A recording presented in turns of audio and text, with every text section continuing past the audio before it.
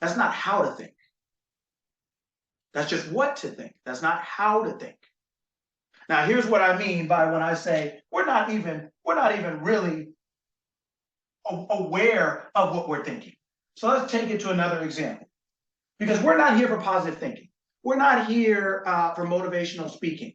We're not here. We are here to learn how to think well, to live the life we want to live. Whether you're a business person, whether you are an athlete, whether you are a teacher, whether you're a mother, a father, whether you are, I work with kids, whether you're a child, thinking governs your life. How you do it, how well you do it, if you do it, when you do it, why you do it, what about it you're doing, how you're using it, it governs your life, your whole life. There is no like, oh, I'm 13, I start thinking now. The machine turns on. It doesn't work like that. So a lot of things I'm teaching are general, like I said, because I don't know most of you, so to speak. I've never met most of you in person or had a personal conversation with you. But when I'm working with someone, I narrow this down to exactly what it is we're trying to change here. But it all starts with thinking. Right? So I'm just being more broad in general, just because I'm talking to so many different type of people, and I'm not talking to a particular person or about a particular thing necessarily.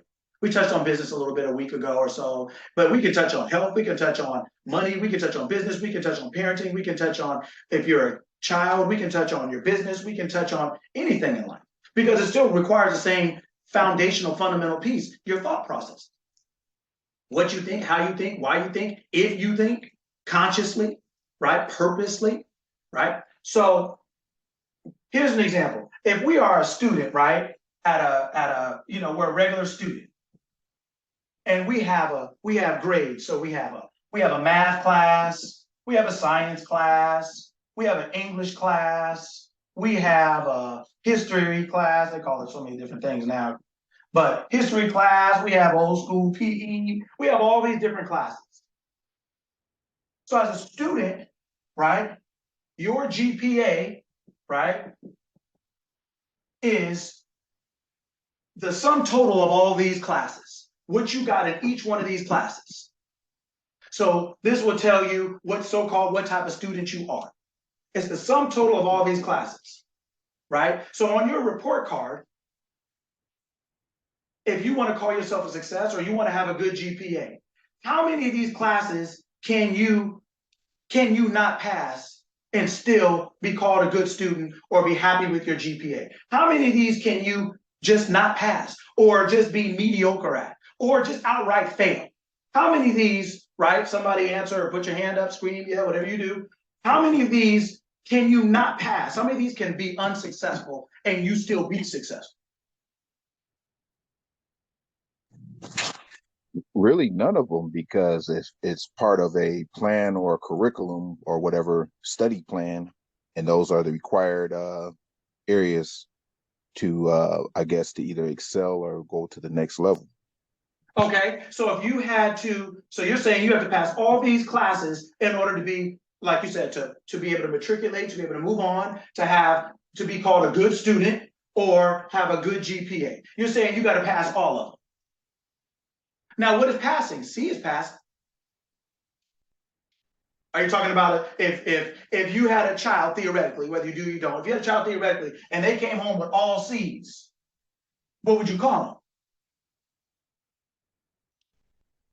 Would you call his grandparents and be like, man, my boy's out here getting it?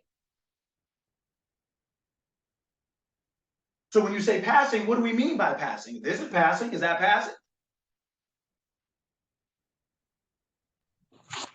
All goes back to motivation. But then whose is that? We talked about that earlier. Whose is that? Whose motive are you following? That's why most people can't succeed. That's why kids a lot of times have poor grades, because they're following the parents' motive, not their own. They're not inspired. They're motivated, but they're motivated by you. Fear, threat, or reward. They're not inspired, so they're not internally driven. So if you don't beat on their head to do their homework, if you don't take away the video game, if you don't say you can't go to the party, what happens? They're not going to sit there and do that work because they're not internally driven. They're not inspired. That's why I say there's nothing wrong with that. That's not what I'm saying. I'm saying that's why I'm saying this is not motivational speaking. This is not positive thinking. This is thinking. And this thinking, learning how to think, allows us to be inspired.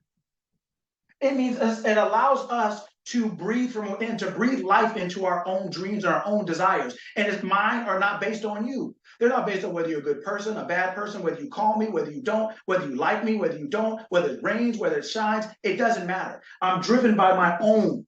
I breathe life into my own dream. So I don't need AAA. I can go out to the car and start it myself.